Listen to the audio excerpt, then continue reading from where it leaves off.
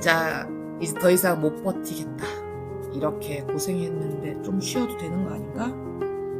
어디든 내가 일할 곳이 한 군데도 없을까? 그런데 그만두면 다시 취업이 되긴 할까? 하루에도 이런 고민을 수십 번씩 하고 있는 분들이라면 오늘 저랑 같이 한번 얘기를 해보도록 해요. 안녕하세요. 편한 동네 언니 은수건입니다. 지난번에 한번 이 비슷한 콘텐츠로 영상을 올린 것 같은데 이제 우리가 대책 없이 그냥 퇴사를 하면 어떻게 될까요? 아니면 좀 쉬었다가 이직 준비를 제대로 하는 게 더 낫지 않을지, 한승이직하지 않고 그냥 일단 먼저 그만두게 되면 어떤 일들이 벌어지는지 한번 같이 얘기해 볼게요. 저도 예전에 계획 없이 운동선수 이거를 그만두기도 했었고, 또 제 주변 지인들의 사례로 평균적으로 이렇게 확인한 이야기를 합니다. 그럼 시작해 볼게요. 먼저 이직할 곳을 알아보지 않고 퇴사를 했다면 진짜 정말 힘든 상황에서 그만뒀을 거라고 생각합니다. 그리고 퇴사 직후에는 다니던 곳에 대한 좋지 않은 기억들이 막 넘칠 거고, 또 심리적으로 많이 주눅이 든 상태일 거예요. 그래서 처음 그만뒀을 때는 속 시원하다, 잘 그만뒀다, 이렇게 좀 쉬었다가 여행도 다녀오고 재충전하고 다시 이제 구직 활동을 시작하겠지. 내가 이전에 다니던 회사가 어느 정도 이름이 있고 또 다른 곳으로 이직이 꽤 잘 되는 그런 회사고, 또 내가 그런 경력자라면 더욱더 내가 어디든 내가 갈 곳이 한 군데가 없을까 하고 이렇게 생각을 하게 되는데, 근데 이런 생각들은 이곳저곳 이제 여러 군데 면접을 보러 다니면서 와장창 깨지고 말죠. 환승이직을 하지 않고 먼저 퇴사 후 이직을 시도하게 되면 여러 가지 단점들이 있습니다.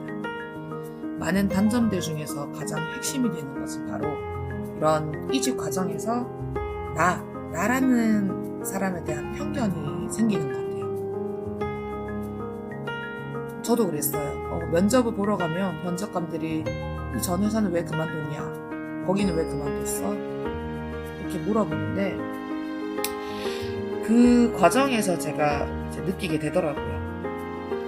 잘 다니고 있던 멀쩡한 회사를 스스로 박차고 나온 사람에 대한 이런 좋지 않은 시선이, 아직까지 편견이 있구나.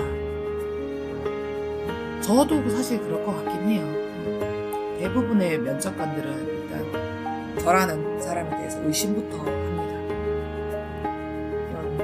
이전의 회사도 그렇게 관두고 나온 사람인데 우리 회사에 들어와서도 힘들면 그렇게 쉽게 그만두지 않을까, 그런 행동이 반복되지는 않을까, 이 사람이 끈기는 없는 게 아닐까. 면접관들은 이렇게 생각할 수밖에 없겠죠. 그렇게 대부분 이런 편견을 가지고 나라는 사람을 바라보게 됩니다. 여기서 우리는 어떻게 해야 될까요? 맞아요. 이 편견을 깨부셔야 합니다. 퇴사한 이유를 조금 그럴듯하게 이제 꾸며내서 대답을 한 뒤 면접관이 나라는 사람에 대한 의심을 지워내야 해요. 근데 저는 지금 어때요? 퇴사한 회사에 대한 좋지 않은 기억들로 가득하죠. 실제로 내 문제 때문이 아니라 회사나 상사, 동료 때문에 그만뒀다고 하더라도 이런 얘기들을 솔직하게 얘기할 수 없어요. 부정적인 얘기를 해봤자 오히려 더 좋지 않게 볼 뿐이니까요. 그렇기 때문에 이런 사유를 잘 설명해서 이런 나에 대한 편견을 씻을 수 있게 내가 만들고, 오로지 내 경력이나 내 능력만을 어필하는 것이 쉬운 일이 아니에요. 만약에 사유를 끝까지 물어봐서 얘기해야 되는 상황이라면 있는 그대로 절대로 얘기하면 안 됩니다. 모든 사유는 나의 발전을 위해, 이런 나의 발전을 위해서 결정한 것이고 그렇게 사유를 미리 준비해두면 좋은 것 같아요. 직무의 확대나 나의 성장, 업계 이직을 통한 커리어 확장, 주도적으로 업무가 가능한 환경으로의 이직, 이런 것들을 이제 얘기하면 이해가 될 수 있겠다고 생각해요. 물론 너무 그럴듯한 얘기만 하면 안 믿을 수 있으니까 약간의 현실적인 이유를 살짝 얹어서 얘기하면 좋을 것 같습니다. 예를 들자면 금전적인 것도 될 수도 있겠고요. 그럼 모두가 알만한 이름이 있는 회사를 다녔던 사람이라고 좀 다를까요? 아닙니다. 오히려 더 쉽지 않을 수도 있어요. 다닐 때는 내가 몰라요. 그 회사라는 타이틀이 나를 둘러싸고 있는 이 보호막이라는 거. 그래서 재직할 때는 회사 명성 이런 거 다 필요 없어. 어디든 내가 일할 곳 한 군데가 없겠어? 이렇게 생각을 하면서 퇴사를 하는데 맞아요. 분명히 내가 일할 곳은 있습니다. 다만 이 전의 회사보다 더 좋지 않은 조건의 회사로 가게 될 가능성이 높죠. 대기업에 좋은 기업에 다녔다는 사실에 대해서 면접관들이 이렇게 의심하죠. 아니 그렇게 좋은 회사를 왜 그만뒀지? 스스로 그만둘 정도로 멘탈이 약한 건 아니야?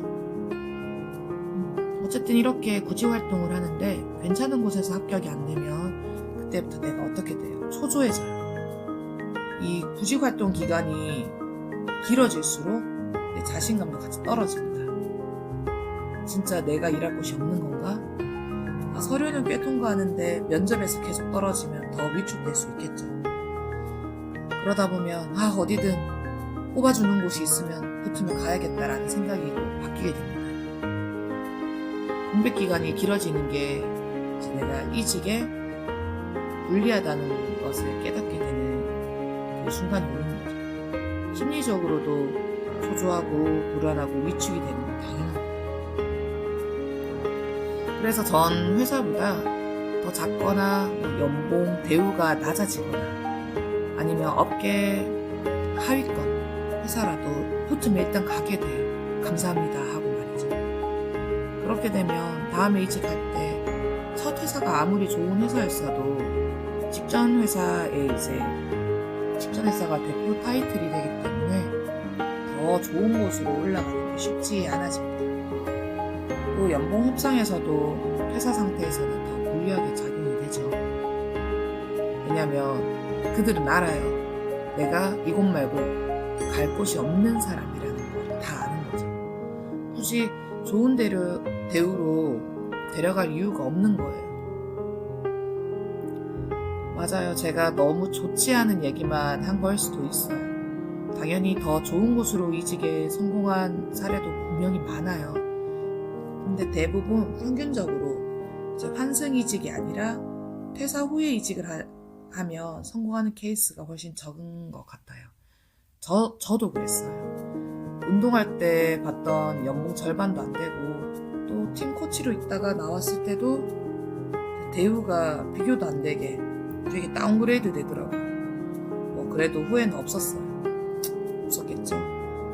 없었을 거야. 만약에 이직을 잘 되는 연차라면 어떻게든 이직은 가능한데 근데 경력이 오래되고 10년 이상 오래되고 나이가 30대 후반에서 40대다. 그러면 이직은 훨씬 어려워지는 게 현실입니다. 경력직이니까 이직이 더 되지 않겠냐고요? 아니에요. 절대 아니에요.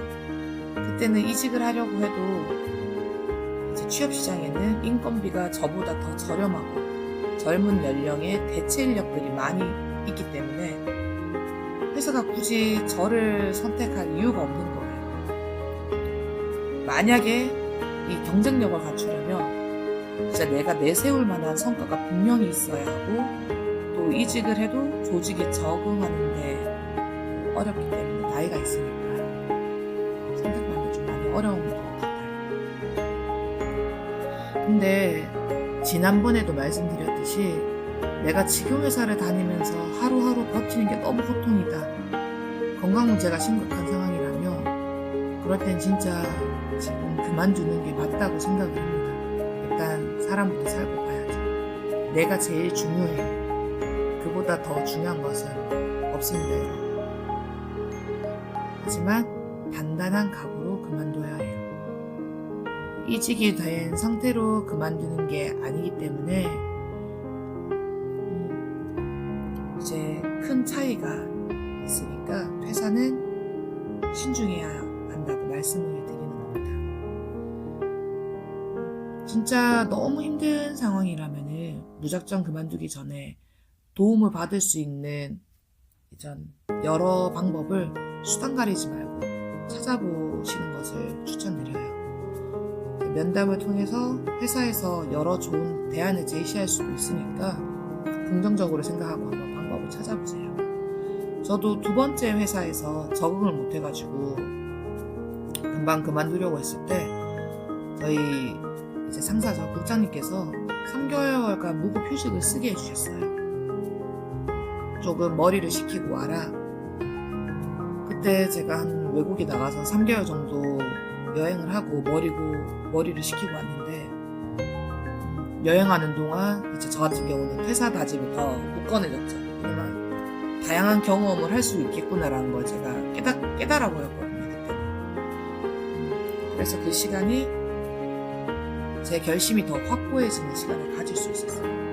이렇게 후회하지 않고 퇴사를 하거나 이직을 할 수 있는 다양한 여러 방법이 있으니까 먼저 방법부터 찾아보셨으면 좋겠습니다. 그럼 이상 편한 동네 언니 은숙 언니였습니다. 다음에 또 만나요. 안녕.